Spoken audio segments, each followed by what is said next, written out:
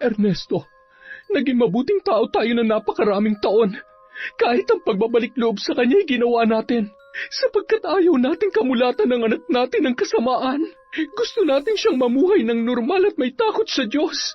Ngunit sa nangyari kay Esmeralda, hindi ko hahayaan ang mga gumawa nito sa kanya. Magbabayad sila, Ernesto! Magbabayad sila! Matitikman nila ang aking kalupitan! Taon 1987, Mindanao.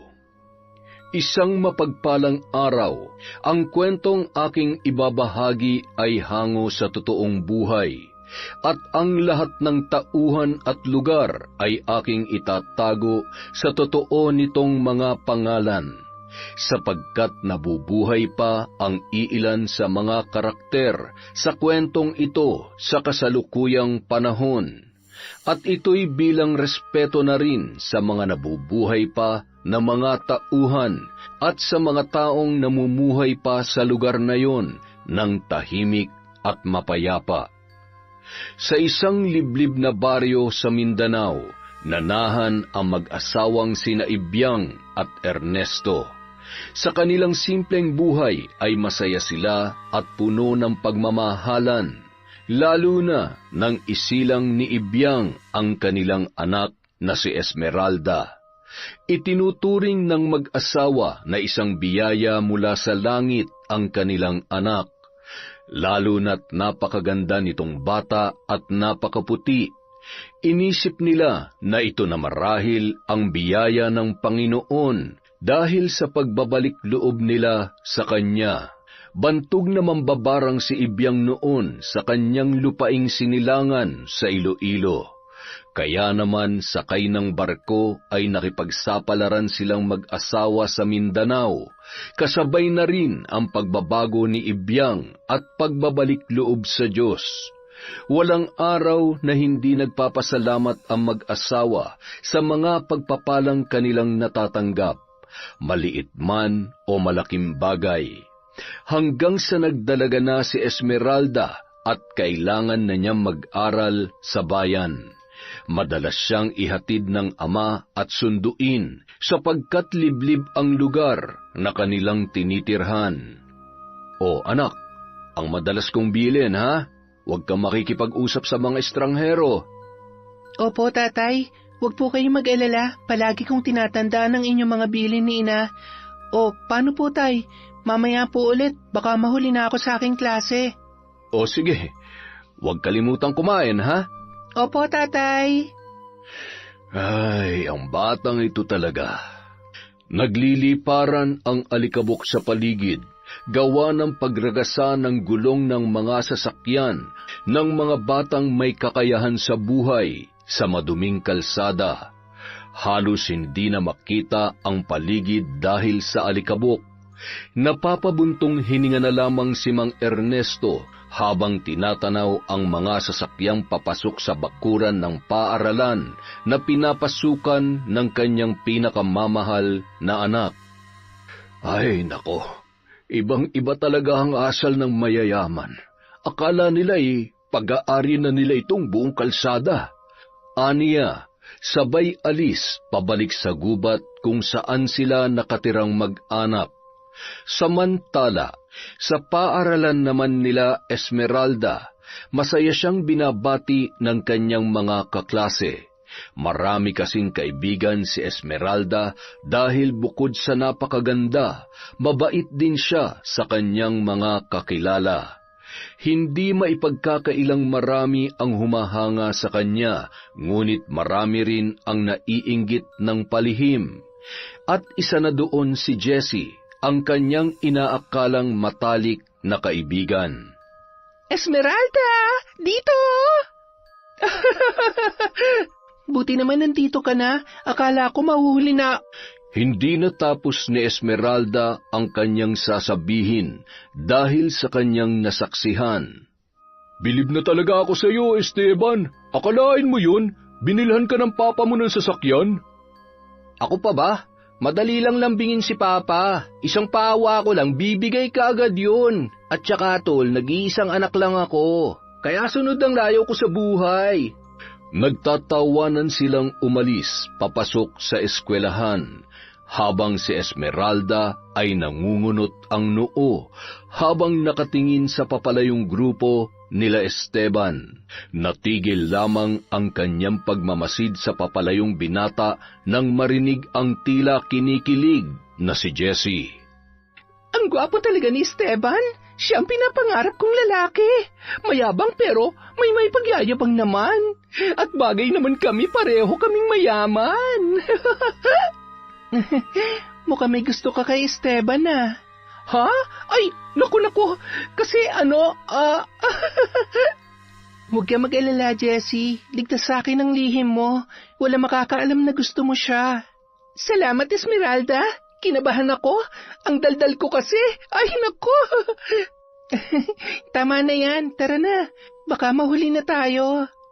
Pagdating nila sa loob ng eskwelahan ay makikita nila si Esteban kasama ang kanyang mga kaibigan na nakaupo sa isang puno sa gitna ng palaruan. Tahimik na naglalakad sila Esmeralda nang may sumipol sa kanila na sinundan naman ng malulutong na tawa at hiyawan. Hindi lang pinansin ni Esmeralda habang si Jessie ay kilig na kilig. Nagpatuloy sila sa paglalakad nang bigla silang tinawag ni Esteban. Esmeralda Andrade, parang hindi mo narinig ang tawag ko ah. Kailan pa naging pagtawag ang sipol? Magandang araw, Esteban. Mahiyain lang talaga si Esmeralda.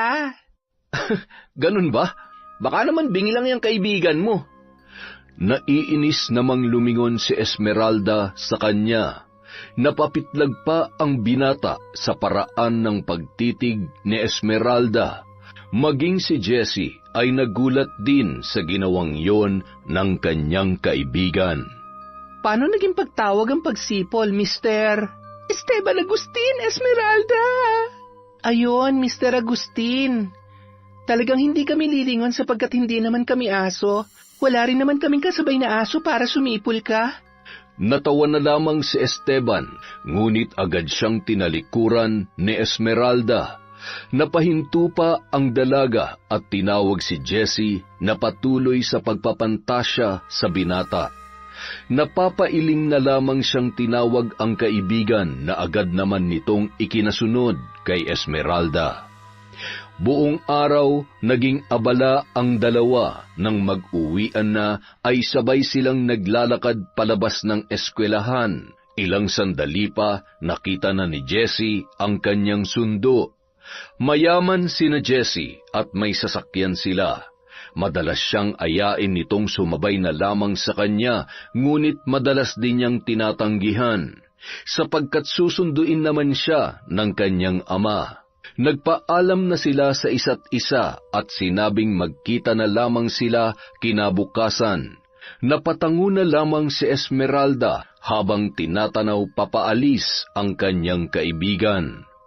Tahimik niyang inaabangan ang kanyang ama dahil wala pa ito. Nagtataka naman siya sapagkat ito ang unang pagkakataon na nahuli ang pagdating ng kanyang ama. Habang naghihintay siya ay narinig niya ang tunog ng sasakyan na paparating na sinasamahan pa ng mga hiyaw ng mga kabataang laki sa layaw. Malayo pa lamang ang mga ito ay napuno na ng alikabok ang daan. Bagay na ikinainis na lamang ni Esmeralda habang siya ay nananabi sa gilid. Nagulat na lamang siya nang huminto ang sasakyan sa kanyang harapan. Tinataboy niya pa ang mga alikabok na dulot noon. Miss Andrade, mukhang nag-iisa ka. Sumabay ka na sa amin. Saan bang bahay mo? Ihahatid ka na namin. Hindi na, maraming salamat na lang. Susunduin ako ni tatay. Sigurado ka? Hindi pa naman ligtas sa panahon ngayon, lalo na sa magagandang katulad mo. Mas magiging ligtas ako kung hahayaan niyo na lamang ako. Biglang nagtawanan ang mga kasamahan ni Esteban. Pinagtatampal sila ng binata isa-isa. Natatawa rin ito dahil sa ginawa ng kanyang mga kaibigan. Pagkatapos noon, nakangisi niyang hinarap si Esmeralda na hindi naman nakatingin sa kanila. Ano, Miss Andrade? Hindi ka ba talaga sasabay? Kung hindi, mauuna na kami. Ikaw ang bahala. Ingat ka ha. Huwag kang aalis dyan hanggat wala ang sundo mo. Kita tayo bukas ha. At bigla nang pinaharurot ang sasakyan. Nakasunod naman ang 2 pang sasakyan na pag-aari ng kanyang mga kaibigan. Nakasimangot na sinundan ng tingin ni Esmeralda ang papalayong sasakyan nang makita niya ang kanyang amang nakatingin din kina Esteban. Nakangiti siyang kinawayan ang kanyang tatay at tumango naman ito sa kanya. Anak, ikaw ba'y binabastos ng mga kaklase mo sa paaralan? Tanong ni Aling Ibyang habang hinahanda ang kanilang hapunan. Nangunot naman ang noo ni Esmeralda sa sinabi ng ina na tila ba nalilito siya. Natigilan naman ang kanyang ina sa ginagawa nito at hinarap ang kanyang anak. Napabuntong hininga na lamang habang nakatingin kay Esmeralda. Nakita ka raw kasi ng tatay mo na kausap ang nag-iisang anak ng mga Agustin. Baka kako ay binabastos ka na nila. Napatingin naman si Esmeralda sa ama na kasalukuyang nagpapakain ng kanilang mga alagang hayop. Ito ang libangan ng kanyang ama kapag hindi ito nangangahoy at nilalakuyon sa bayan.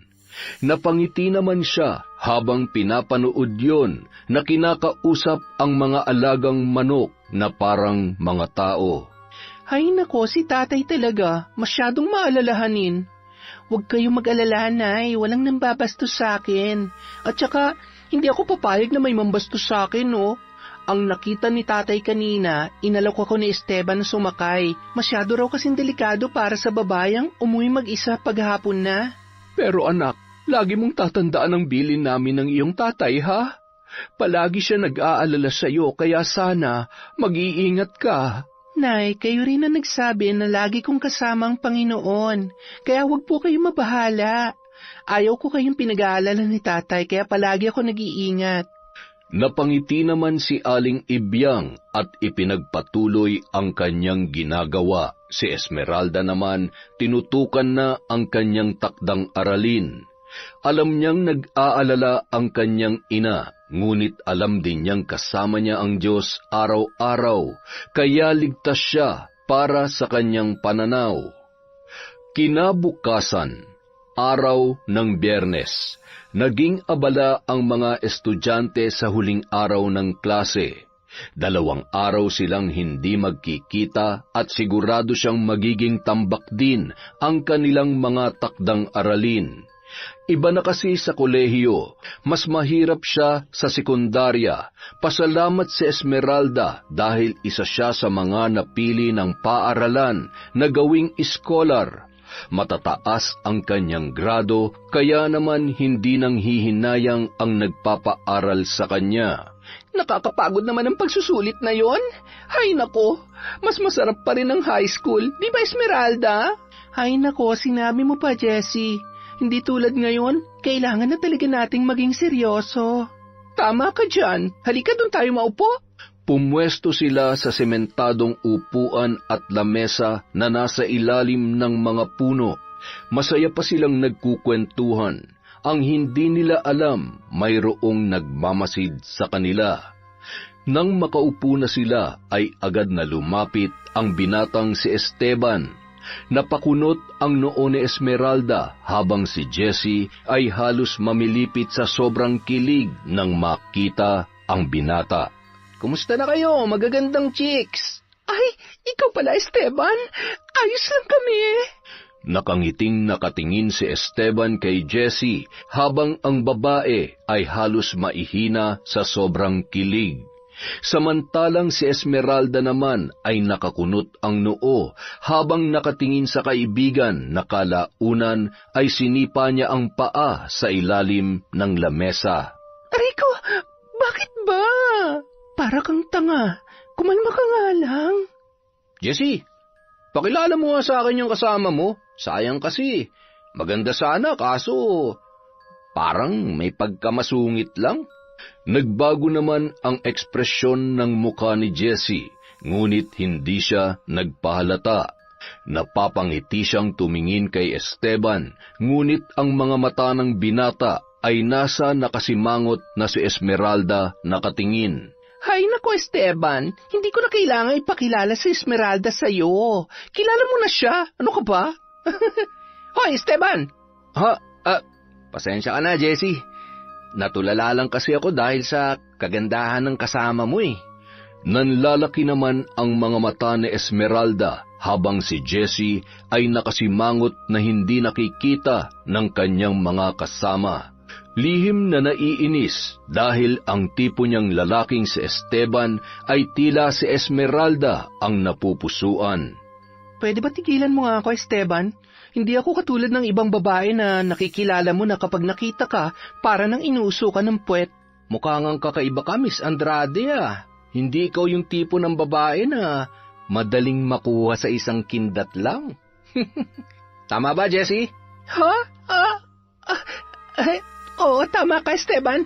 Hindi ko alam sa kaibigan ko kung bakit ganyan siya eh. Kasi kagalang-galang siya. Pwede ba tigilan mo nga ako? Halika na, Jessie. Ha? Ay sige, bye, Esteban! Hinablot ni Esmeralda papaalis si Jessie at tinanaw na lamang sila papalayo ni Esteban. Samantala, kinagabihan, may isang pusong sawi ang nababalot ng lungkot at pighati. Umaalingaw-ngaw sa loob ng kanyang silid ang pag-iyak na akala mo ay sawing-sawi.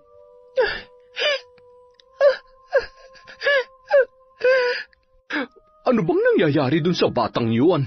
Bakit pa siya iyak ng iyak? Jessie? Bakit ka umiiyak, anak? Nang makaakyat sa ikalawang palapag ng bahay, kumatok siya sa pinto ng kanyang anak na kanina pa umiiyak. Nang hindi ito sumasagot, ay tinawag niya ang kasambahay para hingiin ang susi ng silid ni Jessie. Dali-dali namang kinuha ito ng katulong. Natataranta pa nang marinig ang boses ng kanyang matapobreng amo. Elsa! Bilisan mo naman ang kilos mo, napakabagal mo! Mamamatay na lang ang anak ko sa loob ay hindi ko pa mabuksan ang pinto! Ay, eto na po, ma'am. Estupida! Iabot mo na lamang ay tatanga-tanga ka pa! Akin na! Masamang nakatingin si Elsa sa kanyang amo na binubuksan ang silid ng anak. Kailangan pa niyang magtiis para mapaaral ang kanyang pamangkin. Nagtsatsaga lamang siya sa pamilyang yon para mapagtapos ang kanyang pinag-aaral. Jessie, anak! Ano bang nangyayari sa'yo? Mama, hindi niya ako gusto. Iba ang gusto niyang babae. Ha? Ay, sino ba yan? Si Esteban, Mama. Hindi ko kakayanin na may mahal siyang iba. Si Esteban? Yung anak ni Don Gustavo at Doña Amara? Ay nako, at sino naman ang babaeng natitipuhan niya? Muling napaiyak si Jessie. Agad naman siyang inalo ng kanyang ina at muling tinanong kung sino ang babaeng naging dahilan ng kabiguan ng pag-ibig nito kay Esteban. Jessie, anak, kung yang iniiyak-iyak mong bata ka, sinabi mo na sa akin kung sino, di sana'y magagawa na natin ang paraan ng problema mo. Sabihin mo sa akin kung sino't gagawa niya ni Mama ng paraan. Pero Mama, kaibigan ko po siya. Kung inaagaw ang pag-aari mo, anak, hindi mo kaibigan yon. At kung ang taong yon ay di nabibilang sa ating mundo, hindi kaibigan yon. Hindi natin pwedeng kaibiganin ang hindi nabibilang sa ating lipunang ginagalawan. Ano pong ibig niyong sabihin, Mama? Na hindi ka dapat nakikipagkaibigan sa mga hampas lupa, Jessie, dahil mga manggagamit sila. Kesa umiyak ka dyan, buti pa makipaglaro ka na lamang, anak. Makipaglaro, Mama? Ano pong ibig niyong sabihin? Kaibiganin mong lalaking gusto mo at siraan mo ang babaeng gusto niya. Pero Mama... Yan lang ang paraan para makuha mo ang gusto mong lalaki, Jessie. Pwera na lang kung gusto mo magpatalo at umiyak na lang hanggat kaya mo. Pag-isipan mong sinabi ko, anak. Naiwang tulala si Jessie, ngunit nasa bahagi ng kanyang puso na maaaring tama ang kanyang ina. Kung sa ganitong paraan niya makukuha si Esteban, ay handa siyang hamakin ang kahit na sinuman. Samantala, masayang naghahapunan ang pamilya ni Esmeralda nang may panauhin silang hindi inaasahan. Nagulat si Mang Ernesto sa kanilang bisita at ganoon din sina Esmeralda at Aling Ibyang. Magandang gabi po. Sino sila? Anong kailangan mo? Nandyan po ba si Esmeralda? Napatingin naman si Mang Ernesto sa nakakunot ang noo na anak. Ni walang kahit anong ekspresyon sa mukha nito habang palabas ng kanilang kusina. Ang makikita mo lang sa mukha niya ay ang pagkagulat sa presensya ng kanilang bisita. Magandang gabi sa iyo, Esmeralda. Anong ginagawa mo dito? Paano mo nalaman tong bahay namin? Tinanong ko sa pinsan ko, yung kaklase mo. Ang totoo niyan, siya dapat ang pupunta rito para ihatid tong takdang aralin nyo. Kaso, sumama ang pakiramdam niya kaya nakisuyo siya sa akin. Ang mabuti pa papasukin mo ang bisita mo, anak. Gulat namang napalingon si Esmeralda sa kanyang ina at makikita sa mukha nito na hindi niya gusto ang tinuran noon. Ngunit napangiti lamang si Aling Ibyang na nakatingin sa kanyang anak. Oo nga naman, mukhang malayo pa ang pinanggalingan ng kaibigan mong yan. Hindi ko po siya kaibigan. Mga mayayaman lang ang mga kaibigan niya. Grabe ka naman. Wala naman sa katayuan o estado ng buhay ang pakikipagkaibigan. Sige, para hindi ka na mainis. Eto na, yung notebook. Tapos aalis na rin ako. Pagpasensyaan mo na sana ang anak ko. Tumuloy ka muna't magkape. Pakiwari ko sa bayan ka pa nagmula. Napatingin naman si Esteban sa nakasimangot na si Esmeralda. Lihim na lamang na napapangiti ang binata sa inaasal ng dalaga. Mukhang hindi nga ito ang klase ng babae na madaling makuha o mapaamo. Isa itong kagalang-galang na dalaga. Nung gabi rin yun, nagsimula na ang pagkakaibigan ni na Esmeralda at Esteban. Napatunayan nila pareho sa isa't isa na pareho silang mali sa unang pagkakakilala nila. Akala ni Esteban ay katulad si Esmeralda ng ibang babae na isang ngiti at isang kindat lang ay bibigay na kaagad. Ganoon din naman si Esmeralda. Akala niya kapag mayaman ay palaging nasa langit. May mga mayayaman din pala na katulad ni Esteban na hindi mapagmataas. Samantala, lumipas ang mga araw at linggo na madalas na isabay ni Esteban si Esmeralda. Naisip ng binata na para hindi na rin masyadong mapagod ang ama nito, kakahatid at kakasundo sa kanya. Medyo may kalayuan pa naman ang bahay nila Esmeralda sa bayan, kaya nagpresenta na siya na isasabay palagi ang anak nito. Nagpapasalamat naman si Mang Ernesto at Aling Ibyang kay Esteban sa kabutihan nito sa kabila ng kanilang magkaibang katayuan sa buhay. Tingnan niyo, si Esmeralda na ba tsaka si Esteban? Oo nga isang linggo ko nang napapansin na palaging sinasabay ni Esteban si Esmeralda Pero bagay naman sila, di ba? Pareho silang may magagandang muka. Natigilan si Jessie sa paglalakad nang marinig ang usapan ng mga estudyante. Isang linggo na rin siyang hindi nakikisabay kay Esmeralda. Kapag tinatanong siya nito kung anong dahilan, sinasagot niya lang parati na kailangan niya magseryoso sa pag-aaral dahil ang ilan sa kanyang mga subject ay mababa ang grado. Salamat, Esteban. Sinabi ko naman sa iyo, hindi mo na ako kailangang sunduin. Ano ka ba? Kabawasan din to sa gawain ng tatay mo. Tsaka sabi ko naman, di ba, para na rin ako naghatid ng nakababatang kapatid. O sige, mauna na ako ha. Magkita na lang tayo mamaya. Tumango na lang si Esmeralda. Napangiti naman ang binata at hinagod siya sa ulo na parang bata. Napasimangot pa siya't nagulo ang kanyang buhok na ikinatawa naman ni Esteban. Tumakbo na ito papalayo habang siya napapailing na hinatid ng tanaw ang papalayong binata. Nang akto na siyang aalis para pumasok sa klase, ay nagulat siya nang pagharap niya ay masama ang tingin sa kanya ni Jessie.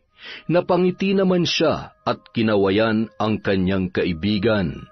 Ngunit nagulat siya nang walang imik itong tumalikod sa kanya. Napakunot ang noo ni Esmeralda, ngunit hinabol niya pa rin yun. Jessie! Jess! Sandali! Teka lang! Ano ba? Bakit ba? Galit ka ba sa akin? Nung isang araw mo pa ako hindi pinapansin, may nagawa ba akong kasalanan sa'yo? Kung pakiramdam mo meron, baka nga. Jessie naman, ayoko ng ganito tayo. Hindi ako sanay. Isa pa, alam mo naman na ikaw lang ang nagtsatsaga na makipagkaibigan sa akin. Yun na nga eh. Ako lang ang nagtsatsaga na kaibiganan ng pobreng katulad mo. Pero anong ginawa mo? Trinaydor mo ko. Tama nga si Mama. Kayo mahihirap, manggagamit kayo. Napalingon ang ibang estudyante nang sumigaw si Jessie. Napatingin naman sa paligid si Esmeralda, kaya inalo niya si Jessie. Hihilahin niya sana ito sa lugar kung saan malayo ang mga tao, ngunit hinila ni Jessie ang kanyang braso, bagay na ikinagulat ni Esmeralda. Jessie, mag-usap tayo nang walang nakakarinig. Problema nating dalawa to. Bakit? Nahihiya ka? Nahihiya ka marinig nila na ahas ka na nagkukunwaring kaibigan? Ano bang sinasabi mo dyan, Jessie? Anong ahas? Anong pinagagalingan ng mga salitang yan? Tama ng pagkukunwari mo, Esmeralda. Akala ko pa naman iba ka sa lahat. Alam mo na gusto ko si Esteban. Lahat ng damdamin ko para sa kanya, alam mo. Sabi mo ayaw mo sa kanya, pero anong ginawa mo? Inahas mo siya sa akin. Mga agaw ka. Nasa ilalim pala talaga ang kulo mo. Ahas! Tama na, Jessie. Wala akong inaagaw sa'yo. Unang-una, hindi naman naging kayo. Ano? Napakakapal ng mukha mo! Akto niyang sasampalin si Esmeralda, ngunit nasanggayon ng dalaga na ikinagulat naman ni Jessie. Maging ang mga estudyanteng nakasaksi sa pagtatalo nilang dalawa ay nagulat din. Kalmado lang si Esmeralda, ngunit makikita mo sa kanyang muka ang galit. Wala akong inaagaw sa'yo at huwag mo akong tatawaging ahas. Hindi ko akalain na aabot tayo sa puntong ito, Jessie, dahil lamang sa lalaki. Dahil sa lalaki, aawayin mo ako? Gusto ko malaman mo, para ko lang kapatid si Esteban at ganun din siya sa akin. Hinahatid niya ako dahil naaawa siya sa tatay ko. Pero kung ganyang ugali ang ipapakita mo sa kanya, sigurado kong hindi kanya magugustuhan. Bakit di ko nakita agad ang tunay mong kulay? Sa ating dalawa, mas ahas ka dahil magaling kang magbalat kayo. Naiwang nakatulala si Jessie. Sa tanang buhay niya na magkasama sila ni Esmeralda ay ngayon lamang niya ito nakitaan ng galit. Ngunit hindi na mahalaga sa kanya kung anuman ang nararamdaman ni Esmeralda. Gagawin niya ang sinabi ng kanyang mama. Hindi siya papayag na mawala sa kanya si Esteban. Samantala, kinabukasan, araw ng Sabado, matapos nilang magtalo ni Esmeralda ay nagpasya siyang humingi ng tawad. Ngunit ito'y kunwari lamang dahil bahagi ito ng kanyang mga nabuong plano. Sakto namang may gagawin silang proyekto sa paaralan, kaya ito ang tamang oras na gagawin niya ang balak na kunwaring paghingi ng tawad. Esmeralda, pwede ba kitang mabala? Uy, ikaw pala, Jessie. Tamang-tama, ako din may sasabihin ako sa'yo. Halika, doon tayo. Biglang nagbago ang muka ni Jessie. Hindi ito ang inaasahan niyang reaksyon ni Esmeralda. Iniisip niya kung bakit masyado itong mabait para makalimot agad sa nangyari. Dito na lang tayo, kung hindi naman masyadong mahalagang sasabihin mo. Sige. Gusto ko lang sanang humingi ng paumanhin sa mga sinabi ko kahapon. Ah, ganun ba? Ako din may sasabihin. Gusto ko sanang Bigla niyang sinampal ang kanyang sarili. Nagulat si Esmeralda sa ginawang yon ni Jessie. Maging ang mga estudyante ay napalingon dahil sa pagsigaw ng dalaga. Nagulat naman si Esteban at agad na lumapit sa dalawa. O ano nangyari? Jessie, napano ka?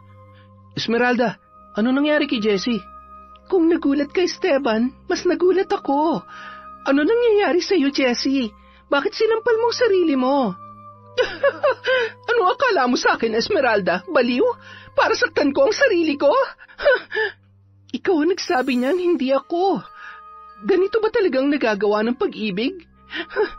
Maiwan ko na nga kayo dyan. Hinatid nilang dalawa ng tingin ang papalayong si Esmeralda. Habang si Jessie ay lihim na nakangiti, sa isip niya ito na ang simula ng pagkasira ng kanyang kaibigan. Gagawin niya lahat, mapasa kanya lamang si Esteban. Ayos ka lang ba, Jessie? Nagbago na talaga si Esmeralda. Hindi na siya katulad ng dati. Hindi na siya yung mabait na kaibigan ko. Nagkakamali ka, Jessie. Siya pa rin si Esmeralda.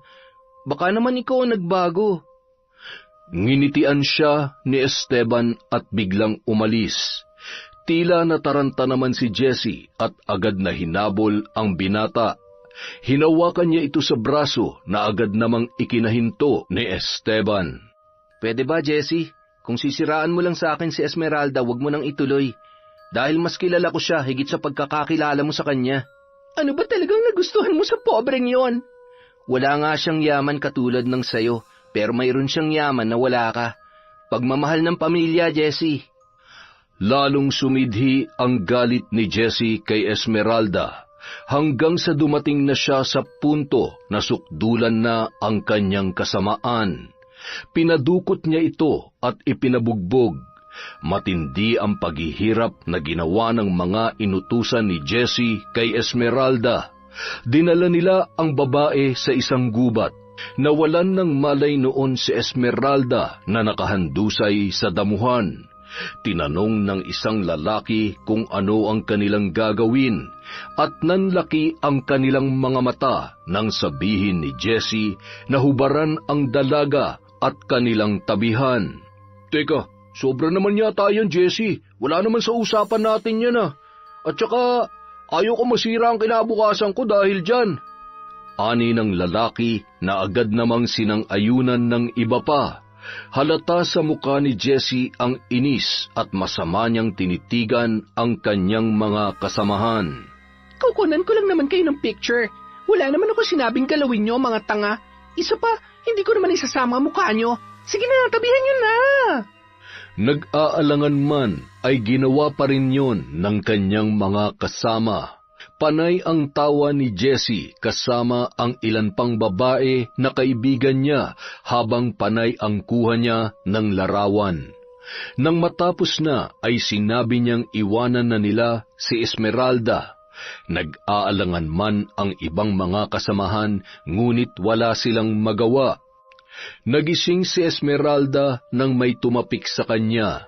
Napabalikwas pa siya ng bangon nang makita ang dalawang matanda na sa wari niya ay mag-asawa. Tinanong siya ng mga ito kung ano ang kanyang ginagawa sa damuhan at bakit puro siya pasa. Nagpalinga-linga lamang siya sa hindi pamilyar na lugar.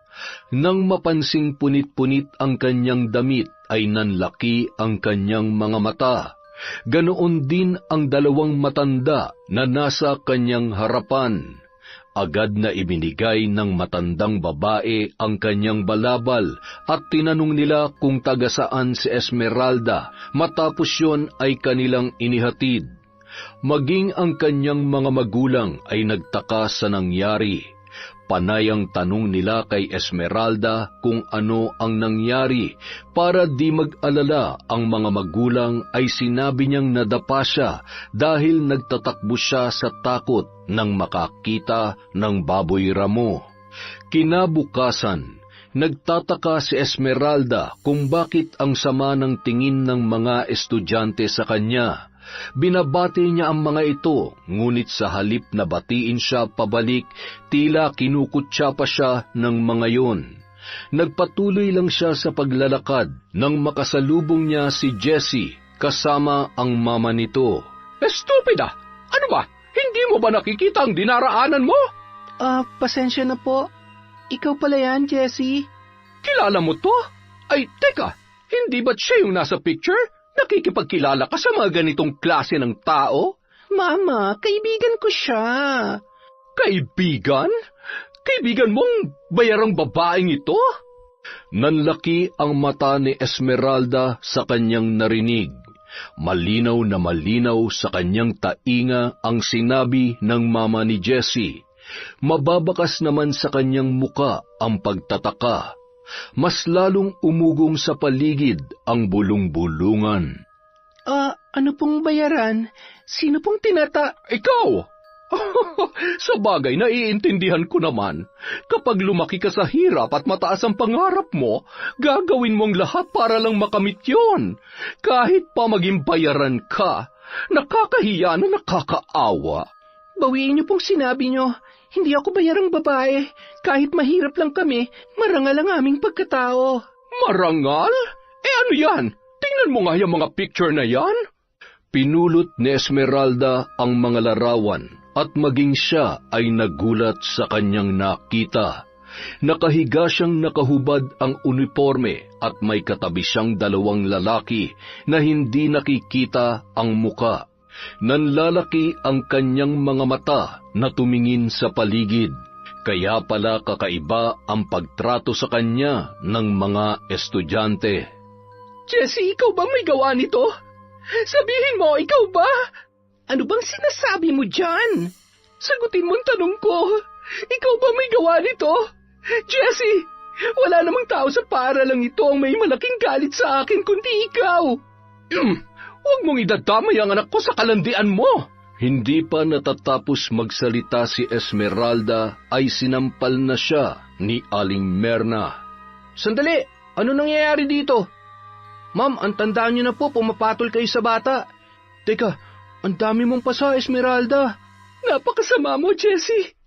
Alam ko na ikaw may gawa nito. Sigurado yan. Sumusobra ka na sa pambimintang mo, ha? Ang mabuti pa, umamin ka na malandi ka. Hinablot ni Jessie si Esmeralda. Tumulong din ang kanyang ina. Inawat naman sila ni Esteban pero nakialam ang mga tauhan ng nanay ni Jessie. Kinaladkad nila sa gitna si Esmeralda at ang ibang estudyante ay naawa sa dalaga at sinabi kay Jessie na hayaan na lamang yon. Ngunit isang titig lang ni Jessie ay tiklop ang lahat. Makinig kayong lahat, lalo ka na Esteban. Ang babaeng mahal mo ay nakikipaglandian sa kung sino-sinong lalaki para lang makapag-aral. Ito ba ang babaeng gusto mo, Esteban? Ito ba? Tingnan mo mga larawan niya. Sa tingin mo ba tatanggapin ng tatay mo ang babaeng ito? Napatingin si Esteban sa mga picture na nasa lupa. Maging siya ay nanlaki ang mga mata. Napatitig siya kay Esmeralda na umiiling-iling, ngunit tila mas nangibabaw kay Esteban ang paniwalaan ang huwad na katotohanan sa larawan. Esmeralda, totoo ba to? Paano mo nagawa to? Esteban, kilala mo ako. Hindi ko yan magagawa. Alam mo yan. Pero ano tong nasa larawan? Paano mo to ipapaliwanag? Iginalang kita, Esmeralda, dahil akala ko iba ka sa ibang babae. Hindi ko magagawa ang bagay na yan. Saksi ang langit at ang lupa, pati ang mata ng Diyos na hindi ko yan magagawa. Sabihin mo ng totoo, Jessie. Sabihin mo. Sige, sasabihin ko ang totoo. Ginagawa mo nga yan. Tinago ko lang para maprotektahan ka. Hindi kita hinusgahan dahil naunawaan ko na gusto mo marating ang magandang buhay. Patawad, Esmeralda! Sinungaling ka! Tama na! Mali ang pagkakakilala ko sa'yo. Akala ko mabuti kang babae at marangal, pero ganyan ka pala. Ang babaw ng pagkakakilala mo sa akin, Esteban. Ang babaw ng pangunawa mo. Pagsisisihan mo ang araw na ito. Sa oras na malaman mo ang totoo, hindi ka patutulugin ang konsensya mo.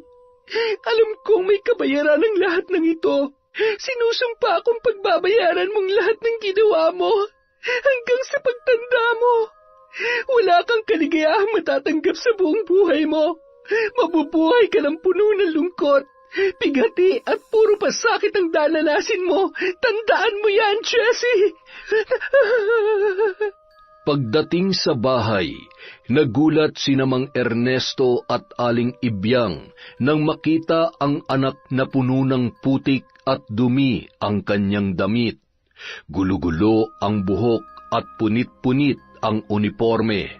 Napatakip ng kanyang bibig si Aling Ibyang, habang si Mang Ernesto naman ay dali-daling tumakbo, papalapit sa tila wala sa sariling naglalakad na si Esmeralda. Anak, Esmeralda, ano nangyari sa'yo? Bakit ganyan ang damit mo? Agad na tanong ni Mang Ernesto kay Esmeralda pagkalapit nito sa kanya. Ngunit walang imik lang na naglalakad ang babae, tila ba nagpipigil ng kanyang iyak. Nanatiling nakakuyom ang kanyang mga kamao at nanginginig na lalong nagpapakaba sa dalawang matanda. Anak, narito kami ng nanay mo. Sabihin mo kung ano nangyari. Napaupo si Esmeralda at nagsimula ng umiyak. Hinagod naman ng dalawang matanda ang kanyang likod at sinabing sila ay kanyang kakampi anuman ang mangyari. Nang marinig ni Esmeralda ang sinabing yun, ay umiyak na siya ng napakalakas. Napakasama nila. Magbabayad sila. Ang sasama nila. Magbabayad sila. Kinuha ni Aling Ibyang ang larawan na hawak ni Esmeralda at nanlaki ang kanyang mga mata sa kanyang nakita. Napatakip ng bibig ang ina habang si Mang Ernesto naman ay napakuyom ang mga kamay dahil sa galit. Magbabayad kayo sa pagsira niyo sa buhay ko. Alam ng Diyos na hindi ko ito magagawa, pero bakit hinayaan niya akong malugmok ng ganito? Bakit? Anak ko, Esmeralda, ano ba nangyari sa'yo? Magsalita ka. Anak, sino bang may kagagawan nito? Ano nangyari? Ibyang, hindi tayo papayag na basta na lamang ganito. Kailangan may gawin tayo. Ernesto, naging mabuting tao tayo ng napakaraming taon. Kahit ang pagbabalik loob sa kanya ay ginawa natin, sapagkat ayaw nating kamulatan ng anak natin ang kasamaan. Gusto natin siyang mamuhay ng normal at may takot sa Diyos. Ngunit sa nangyari kay Esmeralda, hindi ko hahayaan ang mga gumawa nito sa kanya. Magbabayad sila, Ernesto. Magbabayad sila. Matitikman nila ang aking galit. Sandali lang, Ibyang. Hindi ito ang tamang paraan. Magsumbong tayo sa mga pulis, sa mga kinauukulan. Masakit man, Ernesto. Ngunit walang batas at hustisya para sa ating lahat sa buhay. Ang hustisya ay para lang sa mayayaman, sa kung sino ang nasa itaas. Magbabayad ang may gawa nito. Ipaparanas ko sa kanya ang tindi ng paghihirap. Naririnig ko ang hinaing at sumpa ng iyong anak, Erneng. Ibibigay ko ang kanyang kahilingan kahit na mapunta pa ako sa impyerno. Alam ko, mauunawaan ng Diyos ang puso ng isang ina, katulad ng pagbibigay niya ng puso niya sa atin bilang ating ama. Ibyang, asawa ko. Esmeralda. Kinagabihan, ginawa na ni Aling Ibyang ang kanyang ritual para sa kanyang mga abyan o saluguron na 17 taong mahigit niya nang itinatago. At dahil sa kasamaan ng ugali ng iba, ay muli niyang binuhay ang natutulog na dyablo sa kaibuturan ng kanyang pagkatao. Nagsuot siya ng damit at balabal na itim, nagsindi ng mga kandilang itim at pinatayo sa sahig na hugis bilog. Sinilip muna niya ang mag-ama sa labas. Nakahiga at tulala si Esmeralda, habang si Mang Ernesto naman nakaupo sa gilid ng papag at hawak ang kamay ng nag-iisa nilang anak. Napatingin si Mang Ernesto sa kanyang asawa. Nababalot ng lungkot ang kanyang mga mata. Alam niya na ayaw na sana ni Aling Ibyang balikan ang masamang gawain na pambabarang. Ngunit sa pagkakataong ito ay wala na siyang magagawa. Napatangong isinara ni Aling Ibyang ang pinto. Ito ay para harangan ang kabutihang nagnanais sirain ang kanyang gagawin. Alam kasi niyang mananalangin ang kanyang asawa at ayaw niyang makapasok ito sa loob ng silid. Nakita pa niyang napayuko si Mang Ernesto bago tuluyang isinara ang pintuan. Diyos ng kadiliman, pakinggan ang aking dalangin. Bigyan mo ako ng kapangyarihan para parusahan ang mga taong nanakit sa aking anak. Panginoon ng kadiliman, dinggin mo ang iyong abang lingkod. Umusal ng panalangin hindi maintindihan si Aling Ibyang, at tila ba sumasabay sa hangin ang kanyang panalangin habang siya ay nakadipa. Umihip pa ang malakas na hangin kasabay ng kanyang nakakatakot na orasyon. Sino mang nanakit sa aking anak, tanggapin mo ang pahirap na kanyang hiniling. Damhin mo ang pasakit at ipagkaloob ang kanyang sumpa. Iluluwa mo ito tuwing sasapit ang 6:00. Dadamhin mo ang hirap hanggang sa sumapit ang nakatakdang panahon. Namayagpag ang hangin sa kalupaan. Maririnig ang tawa sa malaking bahay ng mga sanwakin. Halakhak na nababalot ng tagumpay sa pagsira sa buhay ng isang inosenteng bata dahil sa kasakiman ng mag-ina. Malamang hanggang ngayon, anak, nagluluksa pa rin ang babaeng yon. Hindi ko mailarawan ang mukha niya kanina. Mama, hindi ba't parang sobra naman yata yung ginawa natin? Kung hindi mo gagawin yon, makukuha mo ba sa Esteban? Natural hindi, Jessie. Dahil kung iisipin mo, kung sa kagandahan lang ay walang-wala ka kay Esmeralda, yaman lang ang meron tayo. Sa tingin mo, kung hindi natin ginawa yon, mapapasayo ba si Esteban? Ano? Natahimik na lamang ang dalaga sa tinuran ng kanyang ina. Natatawa talaga ako kapag naaalala ko. Ay, ganyan ang nagagawa ng pera, Jessie anak. Kaya nating makuha mga bagay na gusto natin.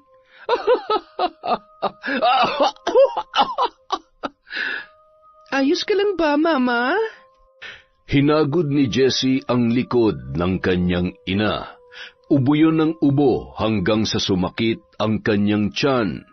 Medyo nag-aalala na si Jessie sa nakikita niya sa kanyang mama, lalo na nang makita nitong nagsusuka na ito na halos iluwana ang kanyang bituka. Mama, ano nangyayari sa'yo, Ma? Ador! Ador! Nasaan na ba yung driver na yun? Mang Ador! Ma'am. Uy, madam, ano nangyari? Tumawag kayo ng doktor! Dalian niyo! Aalis na sana si Mang Ador nang magsuka si Merna ng mga sinulid. Nanlaki ang mga mata ni Mang Ador habang si Jessie naman ay napapasigaw. Napatingin sa orasan ang driver. 6:00 na. Tila alam na agad ng matanda ang nangyari sa kanyang amo. Mukhang binarang po ang mama ninyo. binarang siya. Nako, ano nang gagawin natin? Nanlaki ang mga mata ni Jesse sa sinabing yon ng tsuper. Ngunit mas lumaki ang kanyang mga mata nang makita kung gaano kahaba ang isinusuki ni Merna na sinulid. Natapos lamang ito sa pagsusuka nang sumapit na ang 7:00 ng gabi. Agad nilang tinulungan tumayo ang kanyang mama at inihiga sa kama. Mabilis siyang nagpatawag ng doktor para sumuri sa kanyang ina. Samantala, 1 buwan nang hindi nakikita si Esmeralda sa kanilang paaralan.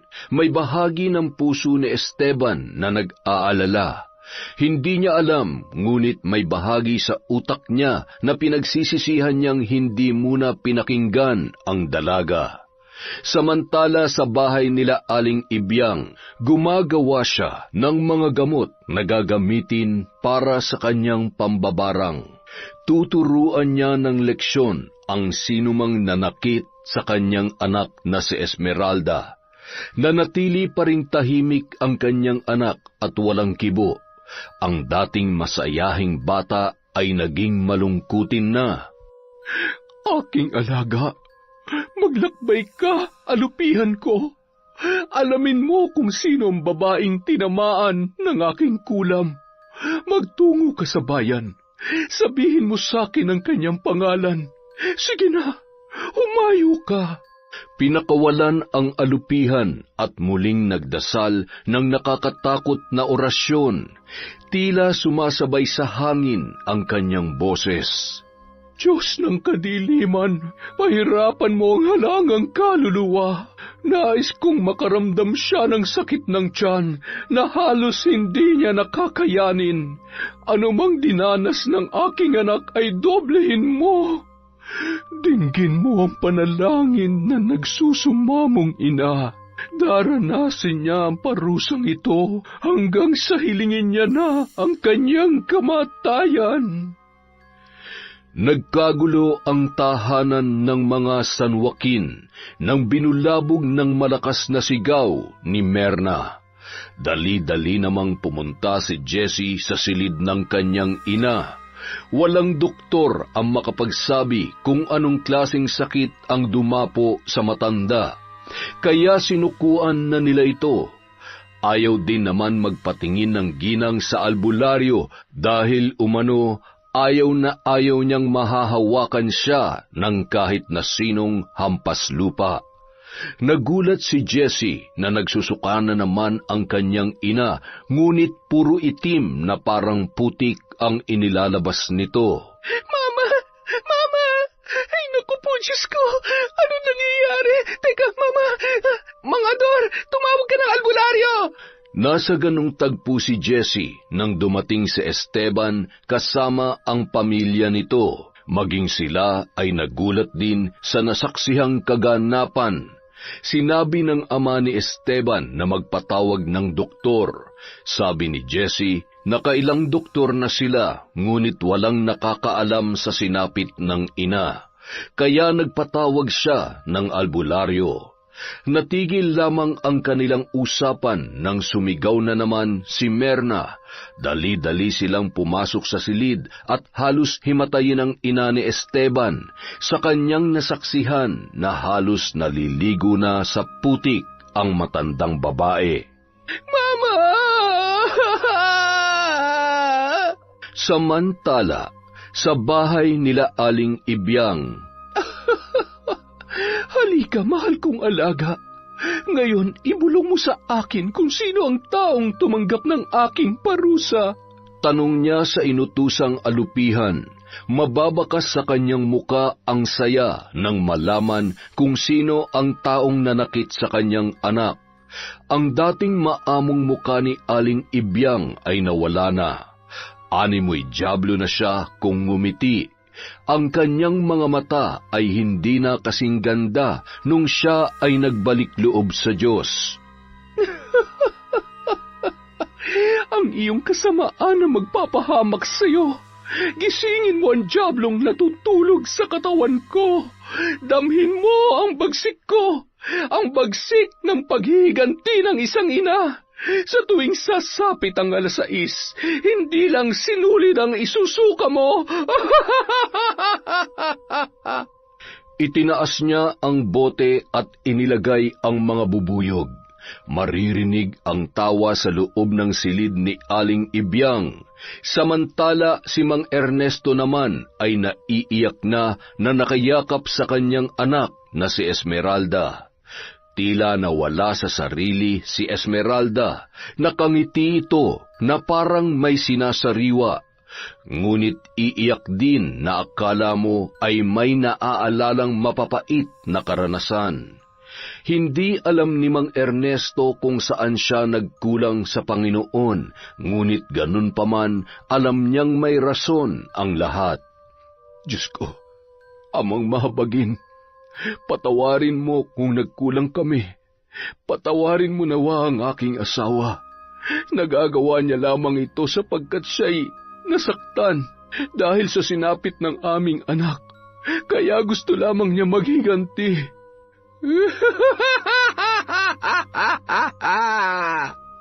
Samantala, sa bahay naman nila Jessie ay tahimik silang nagbabantay sa kanyang ina. Ginagamot ito ng albularyo. Nakahilig ang ulo ni Jessie sa balikat ni Esteban habang hawak ng lalaki ang kanyang kamay. Matagumpay niyang naagaw ang lalaking kanyang pinakamamahal, kaya naghahalo ang saya at lungkot sa kanyang damdamin. Napatayo lamang sila nang lumabas ang albularyo. Napapailing ito na tumingin sa dalaga. Kumusta ho si Mama? Didiretsuhin na kita, iha. Binarang ang mama mo. Malakas ang mambabarang at wala siyang balak patawarin ang iyong ina. May bagay kayong nagawa sa kanya, kaya kayo ay binalikan. Pakiusap, gawin niyo po ang inyong makakaya. Pagalingin niyo ang mama ko. Babayaran ko po kayo kahit na magkano. Iha, kung ang barang ay nagmumula sa inggit, madali lamang yung gamutin. Nakagawa ng kasalanan at kasamaan ng iyong ina, kaya siya ay binabarang ngayon. Mabubuting tao ang mga sinaktan ng mama mo. Paghingi ng tawad ang mabisang gamot. Gayunpaman, gagawin natin ang lahat ng ating makakaya. Sige, babalik ako bukas. Gagawa ako ng gamot ngayon. Ay, naku po, Diyos ko. Sino naman na magpapabarang sa aking ina? Huminahon ka. Huwag ka masyadong magpapapaniwala sa mga ganun. Isa pa, hindi naman totoo ang barang. Totoo yun, iho. Isipin ninyong mabuti kung sino nagawan nyo ng kasalanan. Magaling na albularyo si Mang Gaston. Kilala niya ang mga mambabarang dito kaya nasabi niyang mabuting tao ang mga yon. Malamang po ay nagrabyado sila ng inyong ina, Ma'am Jessie. Naiwang walang imik sina Jessie at Esteban. Ang mga magulang naman ng binata ay nakikinig lamang. Nasa ganoon silang tagpo nang sumigaw na naman si Merna. Nagkatinginan pa sila at dali-daling pumasok sa silid. Nang buksan nila ang pinto ay nagsigawan sila sa dami ng bubuyog. Hindi nila alam kung saan nanggaling ang mga yun, kaya agad na binuksan ni Esteban ang mga bintana. Napatakip ng bibig si Jessie nang makitang sa bibig ng kanyang ina lumalabas ang mga bubuyog kasabay ng sinulid. Mama, Diyos ko po, ano nangyayari? Huwag ka mag-alala, Mama. Gagaling ka. Sino mga taong yan? Si Esteban at ang kanyang pamilya, Mama. Mama, kailangan lakasan mo ang loob mo. Hindi ko kayang mawala ka, Mama. Tinawag ng kanyang ama si Esteban. Hinagod muna ng binata ang likod ng kasintahan at sumunod sa kanyang magulang. Umalis na tayo. Ayokong madamay pa tayo sa nangyayari sa buhay nila. Marahil totoo nga ang sinabi ng katulong nila na masama ang ugali ng mag-inang yan, kaya binarang. Halika na. Pero Papa, kailangan ako ni Jessie. Sabi ko halika na. Wala nang pero-pero. Sige na, Esteban. Sundin mo na ang papa mo. Lumabas ang magulang ni Esteban nang hindi nagpapaalam kay Jessie. Nananatiling nakatayo si Esteban nang tawagin siya muli ng kanyang ama. Napalingon siya kay Jessie at sinabihang siya ay babalik. Ihahatid lamang niya ang kanyang mga magulang. Napatango naman sa kanya ang dalaga. Mama, sa tingin ko si Esmeralda. Humingi na po tayo ng tawad sa kanila at aminin natin ang totoo. Nahihibang ka na ba? Hindi tayo hihingi ng tawad. Hayaan mo na lang ako mamatay kesa humingi ng tawad sa mga hampas lupang yon. Pero Mama, hindi rin po ako magiging masaya kung mawawala kayo sa buhay ko. Jessie, anak. Mama, pakiusap. Hindi na makapagsalita pa si Merna dahil panay ang kanyang pagsuka ng sinulid. Hindi naman tumitigil sa pag-iyak si Jessie habang nakikitang nahihirapan ang kanyang ina. Nakapagpahinga lamang ito nang sumapit na naman ang 7:00 ng gabi. Nakatulog yun ng mahimbing, dala ng matinding pagod. Pinagmasdan ni Jessie ang kanyang ina. Nangayayat na ito at namumutla. Hindi na ito ang kanyang dating mama na maganda at sopistikada. Ngayon ay parang butot balat na lamang si Aling Merna. Kinabukasan, muling bumalik ang albularyo para gamutin ang ina ni Jessie. Natutulog pa ito nang siya ay dumating. Pinapasok naman ni Elsa si Mang Gaston. Si Jessie ay naghahanda na para pumasok sa paaralan at susunduin ni Esteban. Habang naghahanda ang dalaga, ay naririnig niya ang sigaw ng kanyang ina mula sa silid nito. Kaya naman dali-dali siyang nagtungo sa kanyang mama. Naabutan niyang nakatayo lang sina Mang Gaston at Elsa habang pinagmumumura ng kanyang ina. Mama, tama na po. Sabihin mo sa akin, sino ang hampas lupang yan? Mama, siyang gumagamot sa inyo. Gumagamot? Ang hampas lupang ito? Ay nako, mamamatay na lamang ay masama pa rin ang ugali. Doktor ang kailangan ko, hindi ang kung sino-sinong hampas lupa. Palayasin mo yan ngayon din. Mama! Natahimik si Aling Merna. Maging ang palabas na sanang si Mang Gaston ay napahinto at napalingon kay Jessie. Habang ang dalaga ay nagpipigil ng kanyang galit at nakakuyom ang kanyang mga kamao sa gilid ng kanyang mga hita. Kasalukuyan silang nasa ganoong tagpo nang biglang dumating si Esteban. Tama na, Mama! Tama na! Walang doktor na makakagamot sa'yo. Lahat sila sumuko na. Bunga lang to ng pagkakasala natin, Mama. Hanggat hindi ka humihingi ng tawad, hindi ka gagaling. Manahimik ka, estupida! Anong kasalanan ang sinasabi mo? Kay Esmeralda, Mama. Yung ginawa natin sa kanya. Nanlaki ang mga mata ni Esteban nang marinig ang sinabing yon ni Jessie. Pumasok siya na ikinagulat ni Jessie at maging ng kanyang ina. Napaiyak si Jessie nang makitang mababakas sa mukha ni Esteban ang matinding galit at pagtatanong. Totoo ba yung narinig ko? Jessie, ano yung ginawa ninyo? Bago pa man makapagsalita si Jessie, ay sumigaw na si Merna. Nanlaki ang mga mata ni Jessie nang makitang lumolobo ng hugis bilog ang balat ng kanyang ina.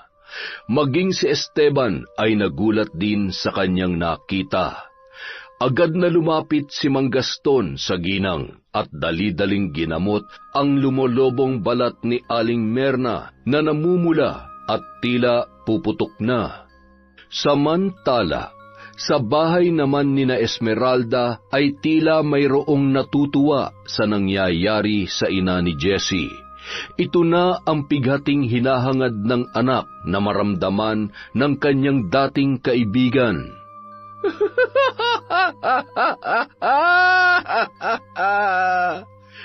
Ibiyang, asawa ko. Tama na, asawa ko. Itigil mo na yan. Tingnan mo, Ernesto. Ang ginawa nila sa nag-iisa nating anak. Nawala na siya sa sarili dahil sa kanilang kasakiman at kasamaan. Sa tingin mo ba, kapag tumanda tayo't namatay, ano ang mangyayari sa kanya? Sino ang mag-aalaga sa anak natin? Sino, Ernesto? Ibiyang, nagkakasala na tayo sa Diyos. Tama na. Kung nasa kanyang katinuan si Esmeralda, natitiyak kong hindi niya ito magugustuhan. Nagdurusa ang anak natin, Ernesto, dahil sa kasamaan ng ibang tao. Saan tayo nagkulang? Saan tayo nagkamali? Ano, Ernesto, ang hindi natin nagawa para sa Diyos? Ginawa ko naman ang lahat. Nagbago ako. Naging mabuti akong tao para sa iyo at sa aking anak. Tinalikuran ko ang dati kong ginagawa para lamang kalugdan niya ako. Pero bakit hinayaan niya mangyari ito? Bakit, Ernesto? Kinalugdan ka niya, Ibiyang. Kaya niya tayo biniyayaan ng anak. May mga rason kung bakit nangyayari ito. Marahil isa itong pagsubok sa atin. Pagsubok sa ating pananampalataya at katapatan. Naging mahina tayo. Ikaw, nagpadala ka sa bugso ng iyong damdamin. Hanggat hindi sila humihingi ng tawad, dadanasin nilang mag-ina ang hirap at pasakit. Yan ang panata ko sa aking abyan. Kung nagdurusa sila, yun ay dahil sa kasamaan ng kanilang puso. Hindi ko nakagagawan yun. Niyakap na lamang ni Mang Ernesto ng mahigpit ang kanyang asawa. Alam niyang mas malakas ang kabutihan ng puso ni Aling Ibiyang sapagkat hindi malakas na barang ang kanyang ginawa. Kung gugustuhin ng babae ay mas malakas pa ang kanyang kapangyarihan. Sa isang iglap lamang ay kaya niyang patayin ang kanyang bibiktimahin. Hayaan mo na akong tapusin ang aking nasimulan. Pagkatapos nito, aalis na tayo sa lugar na ito. Lilipat tayo ng panibagong lugar kung saan mas marami ang mabubuti ang puso. Nauunawaan kita, asawa ko. Nauunawaan kita.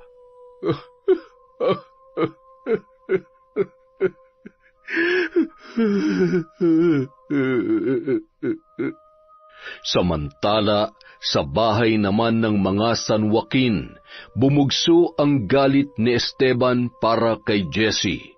Hindi niya lubos akalain na magagawa ni Jesse ang bagay na yon. Sinira nito ang maganda nilang pagkakaibigan ni Esmeralda. Hinusgahan niya ang dalaga na di man lang inaalam kung ano ang katotohanan. Esteban, nagawa ko lamang yun dahil mahal kita. Lintik na pagmamahal yan, Jessie. Ang sama ng pagmamahal mo. Ilang demonyo bang sumapi sa'yo para sirain mo ng gano'n si Esmeralda? Mabuting tao ang kanilang pamilya. Mga taong walang ibang hangad kundi ang mamuhay ng marangal at mapayapa. Nagagalit ka sa akin dahil sa kanya. Nagagalit ako sa iyo dahil demonyo ka. Kayo ng mama mo. Kaya kayo pinarurusahan dahil sa kasamaan nyo. Sasagot pa sana si Jesse nang biglang sumigaw ang kanyang ina. Nanlaki ang mga mata niya nang pumutok ang mga lumulobong balat. Mas nagulat sila dahil umuusok pa yon na tila binuhusan ng asido. Panay ang sigaw ni Merna habang si Gaston ay panay ang tapal ng mga halamang gamot para maibsan ang hapdi na nararamdaman ni Aling Merna. Ngunit pinagtatapon lang yon ng babae at pinagsisipa si Gaston, kaya naman ito ay natumba. Mama, ano ba? Sinabi ko na palayasin mo na ang paslupang ito. Doktor ang kailangan ko. Wala nang ang doktor na gustong gumamot sa inyo, Mama. Wala na. Si Mang Gaston na lamang ang makakagawa ng paraan o ang paghingi natin ng tawad sa ginawa nating kasalanan. Hindi ko gagawin yan. Kung ganon, mas mabuti pang hilingin mo na lamang na ikaw ay mamatay na. Nanlaki ang mga mata ni Jessie, pati na rin ang iba nilang mga kasamahan dahil sa kanilang narinig. Ngunit seryoso ang muka ng albularyo sa kanyang tinuran. Bawiin yung sinabi niyo. Hindi, dahil yun na lang ang tanging paraan para matapos na ang paghihirap niya. Nawala sa katinuan ng dalagang inyong sinira. Naging miserable ang kanyang buhay. Ang dating dalagang masayahin ay wala na sa kanyang katinuan dahil sa kasakiman at kasamaan ninyo. Tulungan mo na lamang ang mama mong mamatay. Tutal hindi rin naman sa langit ang kanyang punta. Mukhang nagkamali si Esmeralda na pagbigyan ng pag-ibig ko. Dahil ang sabi niya sa akin, mahal mo daw ako. Minahal kita, Jessie, at nagpasya kong ituring na lang na kapatid si Esmeralda. Sapagkat pareho kaming walang kapatid. Pero nagkamali ako. Demonyo ka pala. Esteban! Esteban, sandali! Buntis ako! Dinadala ko ang anak mo! Ngunit hindi na siya pinakinggan pa ng binata at nagtuloy-tuloy ito sa paglabas. Napaupo si Jessie at humagulgol ng iyak. Ang katulong naman at ang driver ay lumabas na at tila walang pakialam sa kanyang nararamdaman. Napatingin lang siya nang makitang sumisigaw ang kanyang mama dahil sa hapdi. Ngunit sa halip na maawa ay mas bumugso ang inis niya sa ina dahil napakatigas ng puso nito. Wala na tayong magagawa, Mama. Tiisin mo na lang ang hapdi. Gusto mo yan kaya tiisin mo. Masyadong matigas ang puso mo. Kaya pagdusahan mo yan. Estupida! Yan pang igaganti mo sa... Hanapin mo na lamang ang gumawa sa akin at ipapatay mo! Mama, sukdulan na yung kasamaan mo. Kahit mapatay mo ang gumawa sa iyo niyan, wala nang magbabago. Hindi ka ba natatakot sa Diyos, Mama? Masyado ka mapagmataas. Samantalang nung hindi ka pa napulot ni Papa, isa ka rin namang bayarang babae. Manahimik ka. Wala kang utang na loob. Bakit? Kung hindi kita kinuha nung bata ka pa, di sana hindi ka ganyan ngayon. Ha? Anong ibig niyo sabihin, Mama? Hindi kita tunay na anak. Anak ka ng papa mo sa kanyang kirida. Pero ganun pa man, minahal at binigyan kita ng marangal na buhay.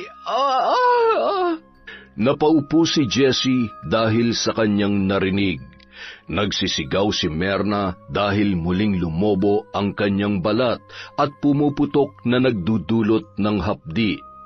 Pagsapit ng 6:00 ay muling nagsusuka ng sinulid si Merna na sinasabayan ng maraming bubuyog.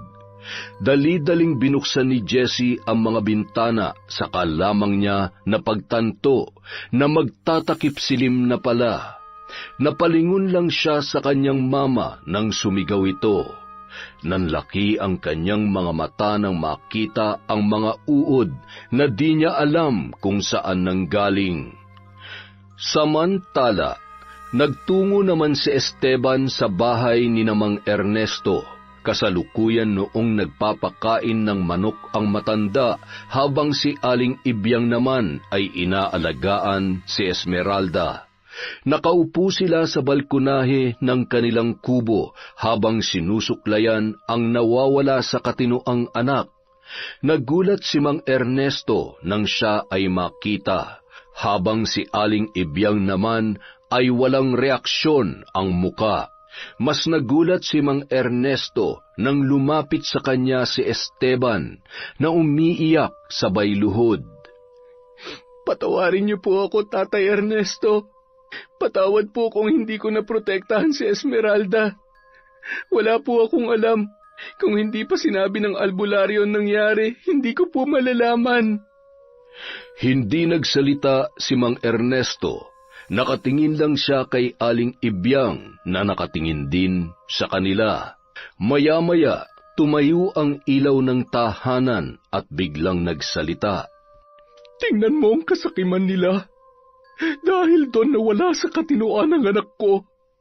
Mahirap lang kami pero marangal ang aming pagkatao.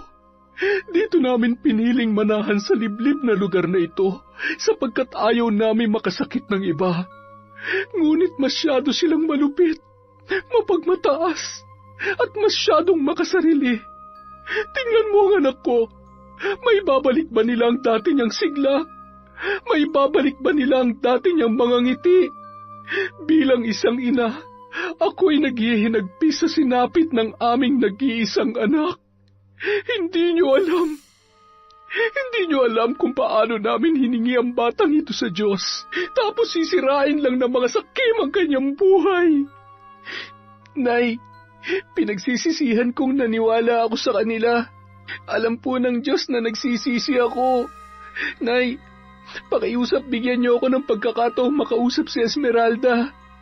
Nagsusumamo po ako, Nay. Hindi na umimik si Aling Ibyang at tumalikod na lamang. Napatango naman si Mang Ernesto bilang tugon sa kanyang hiling. Alam naman kasi ng matanda na naging mabuti si Esteban kay Esmeralda at nakita nila kung paano nito inalagaan ang kanilang anak.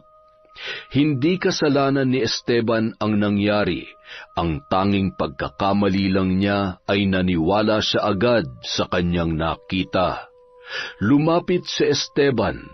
Nahabag siya sa sinapit ng dalaga. Nakatulala lang ito at wala sa sarili. Esmeralda? Pagtawag niya, ngunit hindi man lang tumingin sa kanya ang dalaga.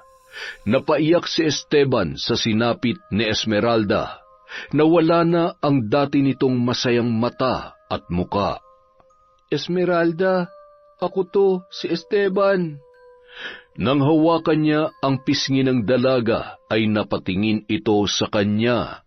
Ang mga mata nito ay tila ba inaalala kung kaninong kamay ang may hawak sa kanyang muka.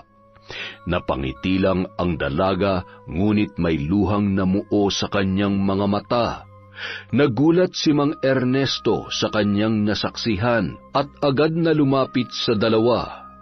Esmeralda, tutulungan kitang ibalik ang lahat sa dati. Magpapagamot tayo. Alam ko nagagaling ka.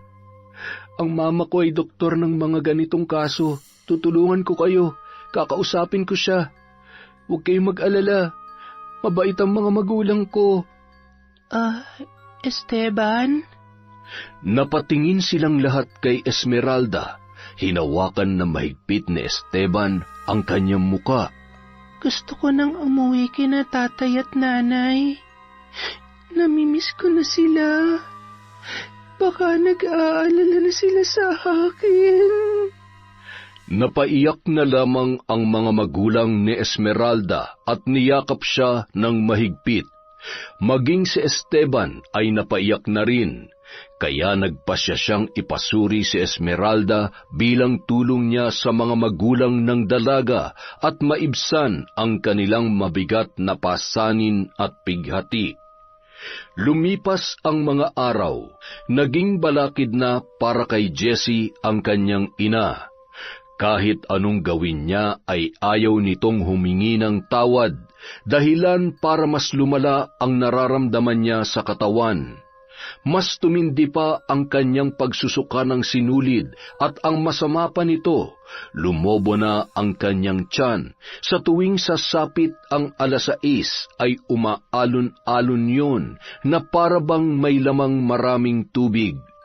Nagtungo siya sa simbahan nung araw ng linggo. Napansin niya ang sasakyan ni Esteban na nakaparada sa may simbahan. Napahawak siya sa kanyang tiyan na noon ay mag-iisang buwan na. Kinakabahan man ay bumaba si Jessie para magtungo sa simbahan.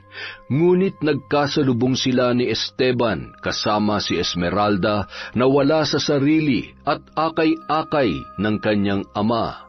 Nagulat si Jessie sa kanyang nakitang sitwasyon ni Esmeralda. Jessie, anong ginagawa mo dito?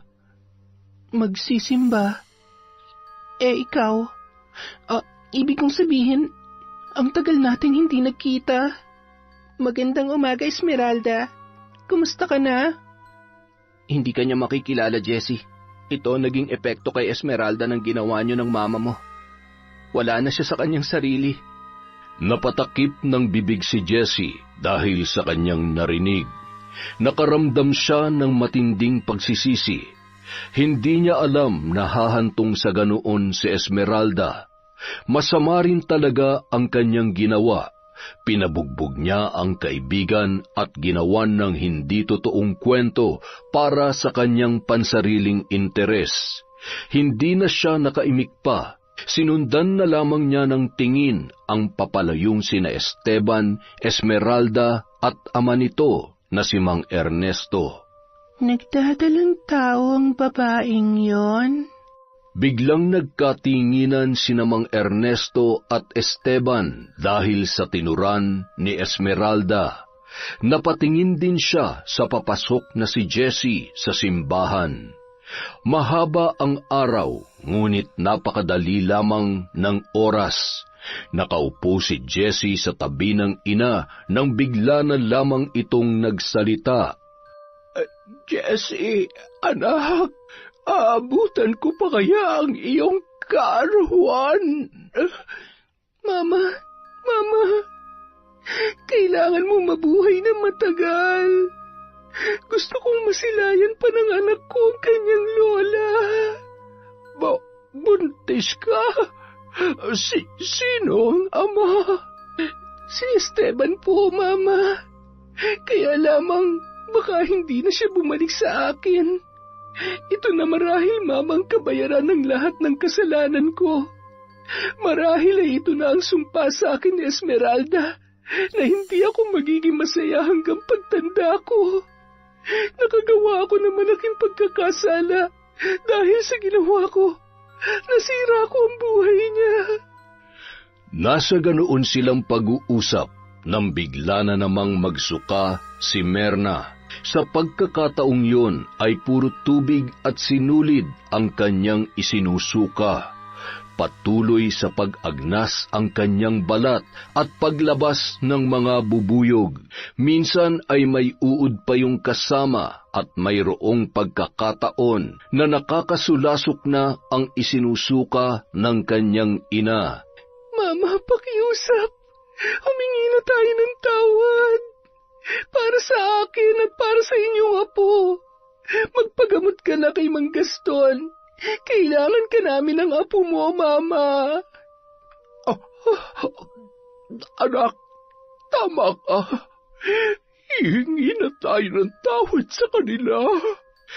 Kinabukasan, inimbita ni Jessie ang pamilya ni Esmeralda sa kanilang bahay. Ayaw pa sanang sumama ni Aling Ibyang, ngunit nakiusap ang dalaga dahil hindi na umano nakakalakad ang kanyang ina. Animoy butot balat na lamang ito. Kasama si Esteban, nagpunta sila sa bahay nila Jessie. Inalalayan ni Esteban si Esmeralda dahil wala ito sa kanyang sarili. Kasabay nilang dumating ang manggagamot na si Mang Gaston. Napatingin lang siya kay Aling Ibyang at yumuko ng bahagya. Napayuko lang din ang ginang bilang tugon kay Mang Gaston. Tuloy po kayo. Maraming salamat po sa pagpapaunlak. Dito po tayo sa silid ni Mama sa itaas. Sumunod naman sila kay Jessie. Maganda ang bahay ng mga San Joaquin. May malaking sala sa itaas at sa ibaba. Nilibot nila ang paningin sa kabuuan ng tahanan.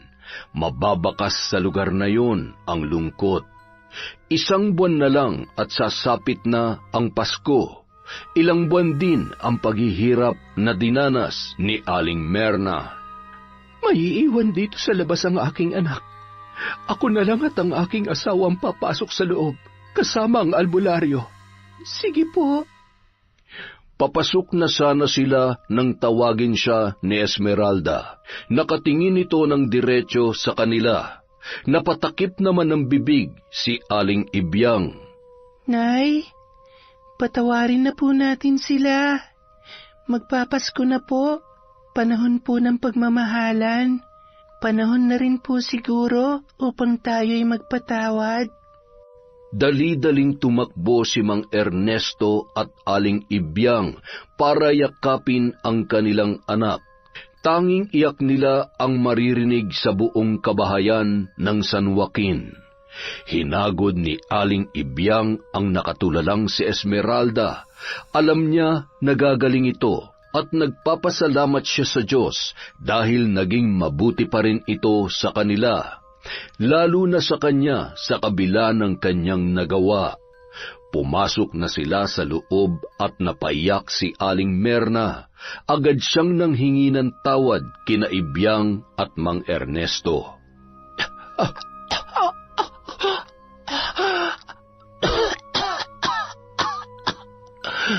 Alam kong malaki ang pagkakasala ko.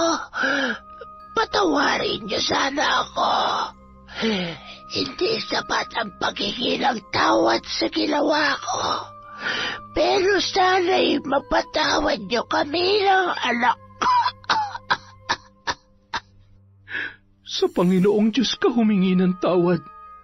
Nang sa ganun ay amin ka ring mapatawad. Pagsapit ng 6:00, isasagawa natin ang panggagamot. Sumapit na nga ang nakatakdang oras nang magsimula ng magsuka si Merna. Ginamot siya ni Mang Gaston habang inaalis ni Aling Ibyang ang kanyang mga itinanim. Inalis niya ang sinulid at ang mga bubuyog. Ngunit laking gulat niya nang magsuka ito ng uod at lumobo ang kanyang tiyan. Napatingin siya sa tiyan ni Merna. Napatingin siya sa mga uod at kay Gaston. Napatingin din ang albularyo sa kanya. Hindi ako may gawa nito. Hindi ako humantong sa ganito. May iba pang mambabarang na sumabay sa ginagawa ko. Kung ganoon, sa tingin mo, sino? Taong mas matindi ang galit. Ilang taon niya na yung kinikimkim. Mukhang naririto siya. Naintindihan ni Mang Gaston ang kanyang sinabi, kaya agad na ipinatawag nito si Elsa. Nagkunwari namang nagtataka ang babae, ngunit diniretso siya ni Aling Ibyang. Huwag mong isadlak ang buhay mo sa nagliliyab na apoy. Naroon na ako. Madilim, mainit at walang humpay na paghihirap. Dalisay ang Panginoon. Nakikita niya ang iyong paghihirap. Habang maaga, itigil mo na. Alam kong laging masama akong amo, Elsa. Patawarin mo na ako. Pero gusto kong malaman mo na nagpapasalamat ako na hindi mo ko iniiwan. Nagagawa ko lamang yun dahil sa pagmamahal ko kay Jessie. At natatakot akong mawala siya. Alam ko na ikaw ang kanyang ina. At alam ko, ikaw ang minahal ng aking asawa. Patawarin mo na ako. Napatayo si Jessie nang malaman ang totoo. Napuno ng luha ang tahanan ng mga San Joaquin ng mga sandaling yun. Nagkapatawaran, humingi ng tawad at muling nangibabaw ang pagmamahalan. Delikadong barang ang ginawa ni Aling Elsa, ngunit sa tulong ni Aling Ibyang at Mang Gaston ay natanggal din ito.